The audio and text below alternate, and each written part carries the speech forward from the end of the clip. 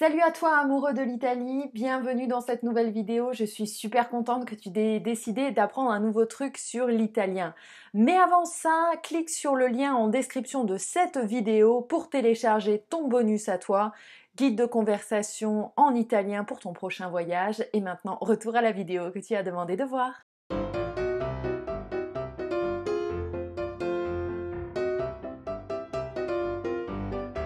Alors, comme toi, j'apprends l'italien et dans cette vidéo, eh bien, on va voir les mots de la famille, les mots des membres de la famille et on va compter jusqu'à 10.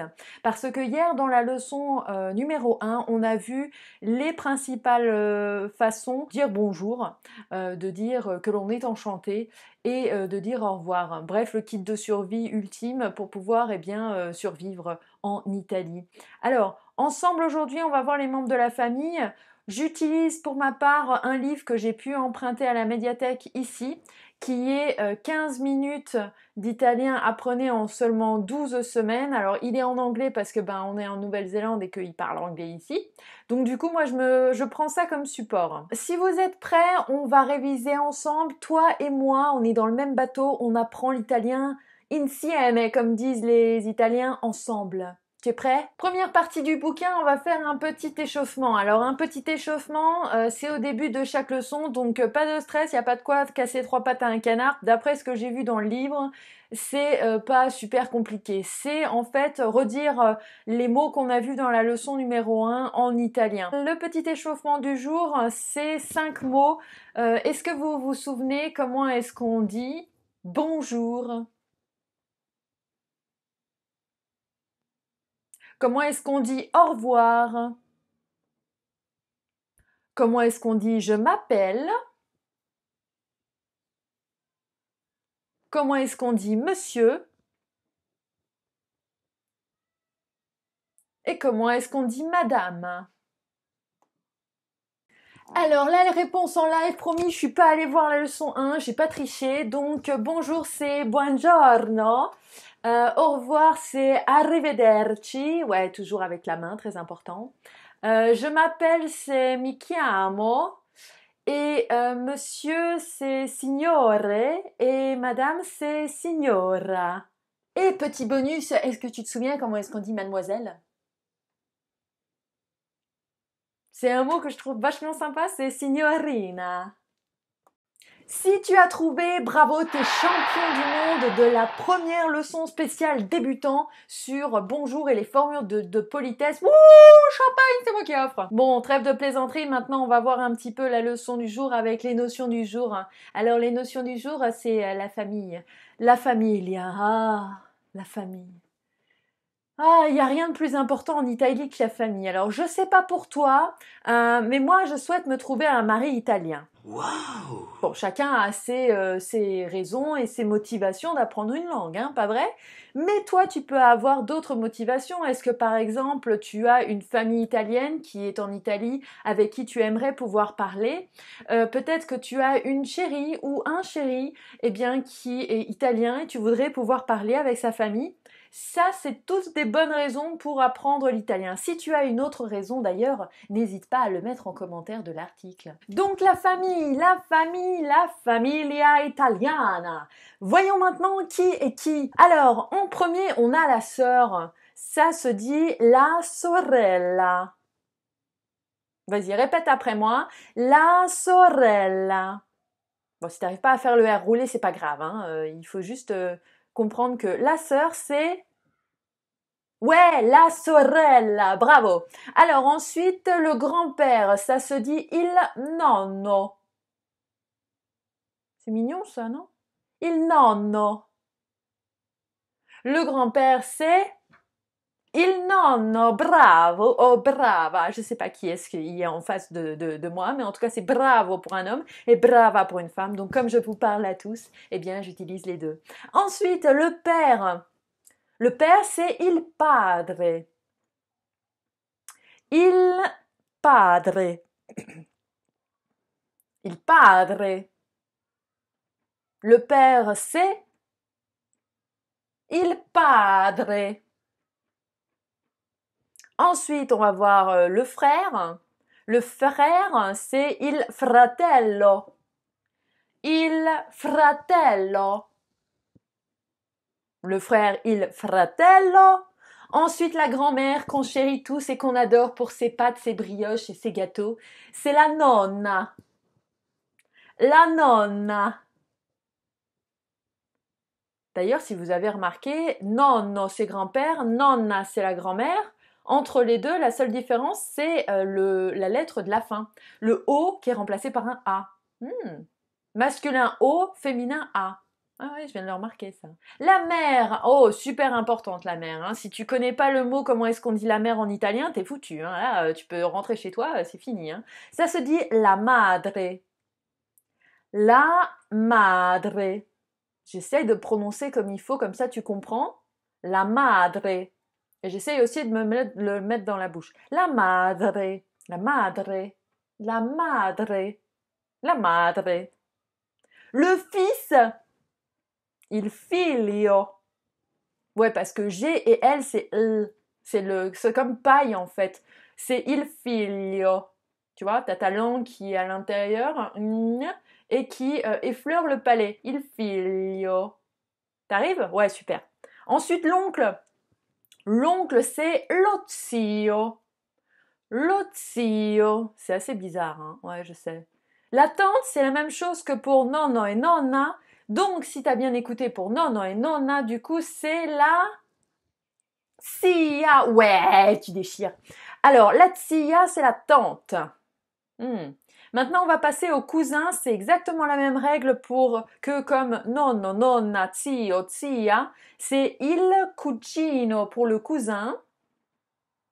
Il cugino.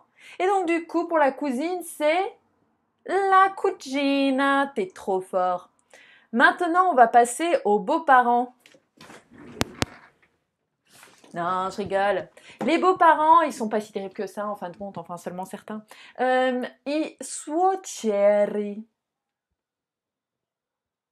I suoceri. Les beaux-parents. Ouais, Sandrine, c'est bien sympa tout ça, mais le vocabulaire, c'est bien sympa, mais comment est-ce que je fais pour dire j'ai un frère, j'ai des enfants, concrètement, tu peux nous le dire là? Ma si, certo! Oh, elle se prend déjà pour une italienne. Ça veut dire mais oui, bien sûr. Non, pas tant. Alors, pas de problème. Si tu veux avoir des petites phrases pour savoir comment est-ce qu'on dit ça. Alors, dans le bouquin, ils disent comment est-ce qu'on dit j'ai 4 enfants, chose qui n'arrive quasi plus jamais maintenant, mais ça fait rien. J'ai 4 enfants, ça se dit ho quattro figli. Ho quattro figli. Nous avons 2 filles. Ça se dit abbiamo 2 figlie.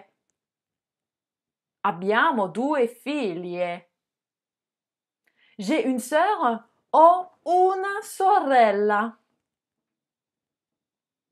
J'ai 2 frères.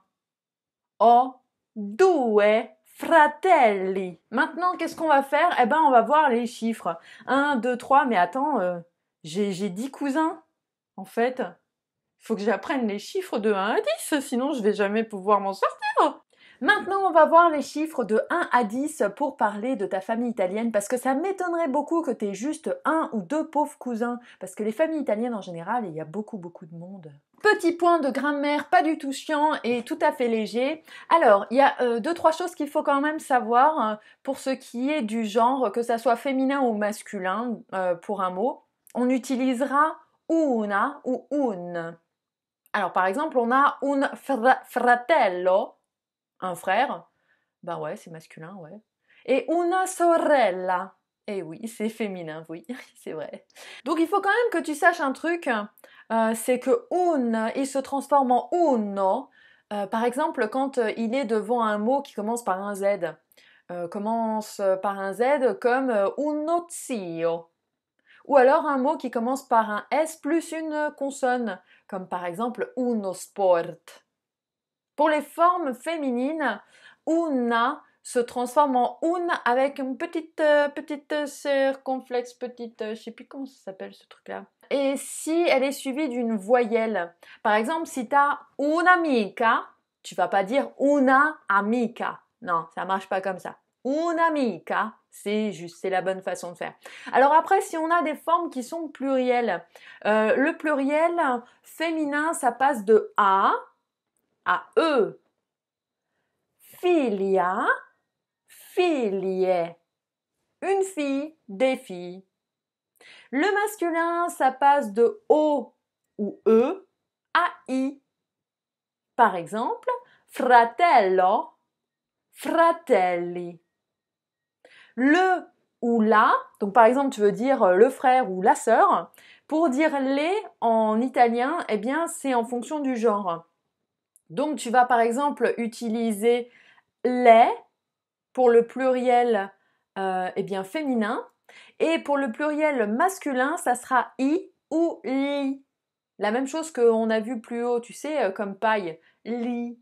C'est G-L-I. Li. Ouais, c'est un peu compliqué, ouais, je sais. Revenons maintenant au nombre. Donc, on va compter jusqu'à 10. On sait jamais, des fois, que tu décides de devenir, je sais pas moi, arbitre de boxe. Tu auras besoin de compter jusqu'à 10. 1, c'est uno. 2, c'est due. 3, c'est tre. 4, c'est quattro. 5, c'est cinque. Oh, je l'aime bien celui-là, cinque. Il a du tempérament, il a du caractère. 6, c'est sei. 7, c'est sette. 8, c'est otto. 9, c'est nove. Et 10, c'est dieci. Ah, il a aussi du caractère celui-là. Moi, j'aime bien le cinque et le dieci. Bon, après, ça c'est personnel, hein, bien sûr. Tu peux avoir tes nombres préférés, hein, ou alors pas de nombre préféré, hein, ça c'est toi qui vois. Hein. Le petit truc culturel pour la route, nipote, eh ben, il veut dire 4 trucs. Oh, mais comment je vais faire pour m'en sortir, Sandrine? Comment je veux dire que nipote, comment je vais faire? Alors, pas de stress, nipote, ok, ça veut dire 4 choses différentes, c'est-à-dire le neveu, la nièce, la petite fille et le petit-fils. Mais il y a une façon assez facile de faire la différence. Si tu es du genre masculin, tu veux parler de ton neveu ou de ton petit-fils, eh bien ça sera il nipote. Et si tu veux parler du genre féminin, la nièce, la petite fille, ça sera la nipote.